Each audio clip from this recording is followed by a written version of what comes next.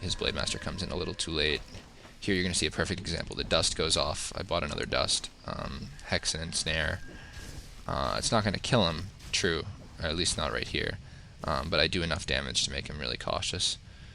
And for some reason, I guess some bad control on his part, the Blade Master comes back, Hex, and a kill. And you'll see it died very, very quickly. And if you're human, that's very similar to having Bolt and Slow and Dust, or any kind of reveal. The Blade Master does not tank very well. So if you can reveal him, and if you have some kind of stun or disabler like Ensnare, like Hex, like Stormbolt, he's going to die. And that's a huge part of the strategy. So comparing foods right now, I'm 50 food versus his 36 food. I have 2-2 versus his 2. He's also 2-2. But he has yet. I think does not yet have. Yeah, he does not yet have Dispel. So I mean, looking at my timing, he has not even a Walker out, so he doesn't have Spirit Link. He has no Dispel for the Wolves or for the Hex. I have 3 Kodos to his 3 Grunts and 1 Raider. So you can at most, he'll Hex one and Ensnare another if something is getting devoured. And then the Ensnare and the Hex are going to wear off, and then 2 other things are going to get devoured. And I'm bringing Peons. And the reason I'm bringing Peons is because I have not built a Spirit Lounge. My army cannot hold up in the late game. I can't sit back and creep. I could conceivably expand, but that's a big risk because the Blade Master does a very good job at harassing expansions. So I'm bringing in the towers, and I'm trying to end the game and force a fight right now. And building towers is the easiest way to force a fight. Notice the first thing I focused on was the Voodoo Lounge. Now he's being tower rushed and has no means of constant healing other than the Shadow Hunter. And his Shadow Hunter does not have level 3. So that's really not a very effective way of healing. The next thing I should be focusing down is the barracks. Notice my tower positions. They're in position to hit the barracks, which is where the demolishers are going to come out of. But the burrows are not in position to hit the towers. So that's pretty perfect tower placement on my part. And the barracks is going down pretty quickly. I make a huge mistake. I don't know why. The barracks goes to 10 HP, and I, for some reason, do not attack it and kill it. So a demolisher is actually going to get out. Not a huge deal because I force a fight that I know I can win, but nonetheless. So I got 1 Ensnare goes off, he hexes the other Kodo, and there's a Devour. So, like I said, something has to get devoured.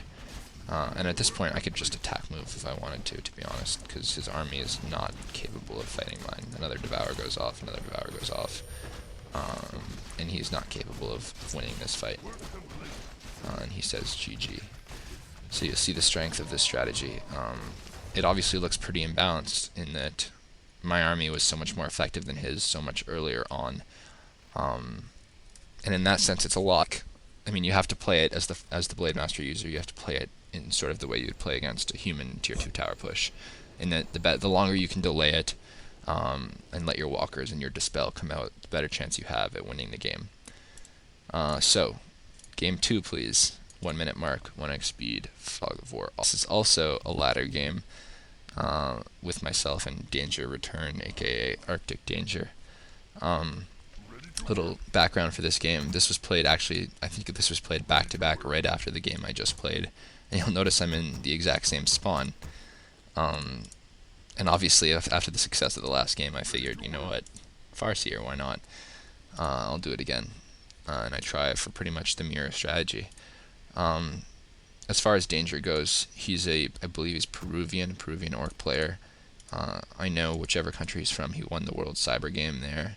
He's a very, very strong Orc player. I have a lot of respect for him. Really nice guy, very mannered player. Plays for Clan Arctic Gaming. So get this game unpaused, or get it paused at the 1 minute mark, 1x speed, Fog of War off. If you're not there, you're going to have to pause because I want to start the audio, or start the replay. So unpause in 3, 2, 1, unpause. Okay, put the vision to Danger Return's point of view, because this game is actually one that he's going to win. And you notice he's going to do the same strategy that Ice Soul did last game, which is Blade Master first versus my, and a standard tech build, versus my fast tech. Notice again, the thing to note, the Scout Peon goes off very early, Alter Peon Scouts, which means he's going to be aware of my strategy very early. We've played a few ladder games together, and I knew he would be going Blade Master, and I'm sure he probably assumed I would Blade Master, because I'm a Blade Master user myself. This is unusual for me to go Farseer. But it's nonetheless, he scouts, which is definitely, obviously, a good thing for him, and what he should be doing. The reason I don't have to scout, if I didn't mention it before, is that I'm straight harassing. So if he had gone Farseer, I would run into his Farseer. The fact that I'm going to see his scout peon probably tells me that he's going Farseer, that he's going Blade Master as well, because typically Farseer users don't waste a peon scouting. They'd rather have the wood and the faster tech. So you notice my tech's already started, whereas his is far from beginning. So that's a good start for me. I think I kill this peon, which would be worth my while. I mean, anything you can do to damage his lumber, just like anything he can do to damage your lumber, is worth the while, even if it slows my harass down the tiniest bit. Notice he straight creeps the Nightcrawler camp, as opposed to what Ice Soul did, which actually turns out to be a smarter move on his part, I think. First of all, it drops a Blade Master item. Unfortunately, he got Ring of Protection, which isn't the best item on the Blade Master. It's actually the worst item that he could have got. But nonetheless, you know, better item. It gets an item as opposed to a tome from the Skeleton Warrior camp. He also gets significantly more experience, to the point that 3 wolf kills will get him a level, although I don't think he's going to get even one. It's not easy to get a wolf kill with a level 1 Blade Master and 2 grunts. At least not if I'm careful.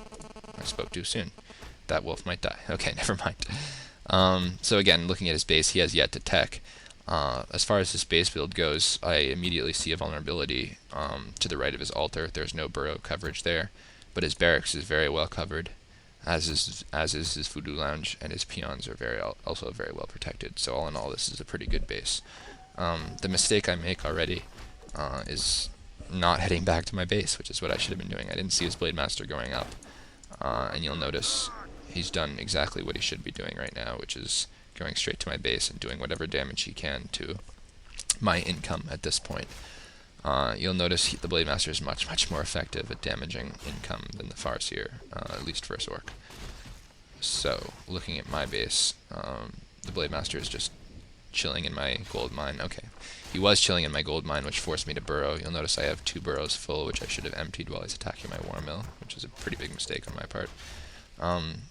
Here's something that actually ends up in my favor. He's attacking the war mill because he wants to cancel it, because he knows, first of all, it's going to help me get more wood.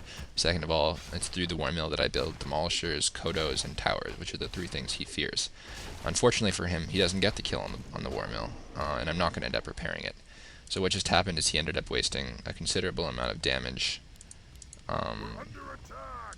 on the war mill that really didn't amount to anything. It didn't cost me any wood because I'm not going to repair it.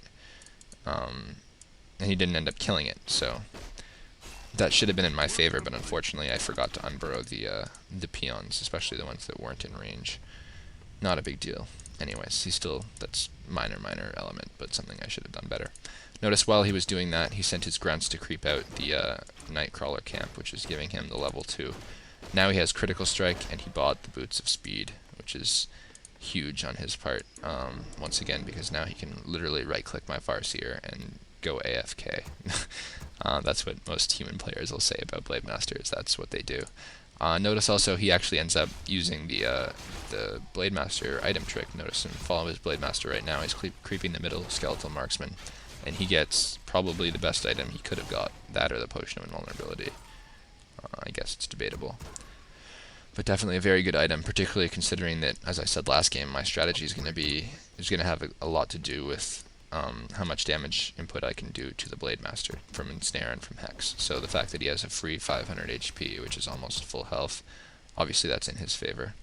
As far as my build goes, I only built 1 grunt, and that's because grunts are almost useless to me. Or sorry, 2 grunts, and that's because they're almost useless to me. 1, I don't want to waste more gold on them because I want the tier 2 buildings and the Shadow Hunter as early as possible, and 2, because I'd rather have Ensnare and use the wolves for my tanking, particularly because I'll also have kodos. Here I make another mistake. If you click on my Farseer, I have dust, and it's almost worth assuming that he's there. He is actually there, and I should have dusted much earlier than I did, and he still gets the kill. I get the item, luckily, because I was fast on the Hex. That would have been a very bad item for him to get, but nonetheless, he gets the experience, which is definitely bad for me, because if you look, he's much closer to level 3 right now. And he's going to use the time that I'm not attacking, the time that I'm creeping, to creep as hard as he can, because he wants that level 3 very badly on the Blade Master. So